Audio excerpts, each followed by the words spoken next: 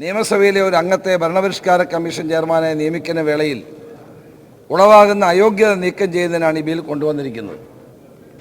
Sir, ആർക്ക് വേണ്ടിയാണ് ഈ bill കൊണ്ടുവന്നതെന്ന് എല്ലാവർക്കും അറിയാമല്ലോ. ഈ ബില്ലിന് VS അച്യുതാനന്ദൻ ബില്ല് എന്ന് പറയുന്നതായിരിക്കും നല്ലതെന്നാണ് എനിക്ക് തോന്നുന്നത്.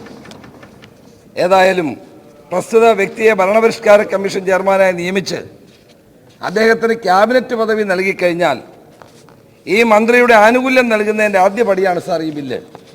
ഈ ബിൽ നിയമമാക്കുകയും പ്രാബല്യത്തിൽ വരികയും ചെയ്താൽ സംസ്ഥാനത്തിൻ്റെ സഞ്ചിത നിധിയിൽ നിന്ന് വലിയ ഒരു ചിലവുണ്ടാകും എന്നുള്ളതാണ് യാഥാർത്ഥ്യം.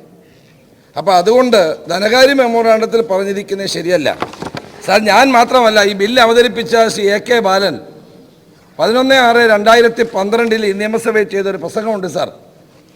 അത് അദ്ദേഹം പറയുന്നത്, സാർ, ഈ ബിൽ നിയമമാവുകയും പ്രാബല്യത്തിൽ കൊണ്ടുവരികയും ചെയ്താൽ സംസ്ഥാന സഞ്ചിത നിധിയിൽ നിന്ന് യാതൊരു ചെലവുണ്ടാകുന്നതല്ല എന്ന് പറഞ്ഞിരിക്കുന്നത് ഈ ബില്ലിനോടൊപ്പം ഉള്ളടക്കം ചെയ്തിട്ടുള്ള ഫൈനാൻഷ്യൽ മെമ്മോറാണ്ടം എന്ന യാഥാർത്ഥ്യത്തെ മറച്ചു പിടിക്കുന്നു എന്നതുകൊണ്ട് ഫൈനാൻഷ്യൽ മെമ്മോറാണ്ടം മുഖ്യമന്ത്രി അവതരിപ്പിക്കണമെന്ന് അഭ്യർത്ഥിക്കുന്നു. ബാലൻ ഈ നിയമസഭയിൽ 11/6/2012 കൊണ്ടുവന്ന ഒരു ഒബ്ജക്ഷനാണ് സാർ ഞാൻ അങ്ങയുടെ ശ്രദ്ധയിൽപ്പെടുത്തുന്നത്.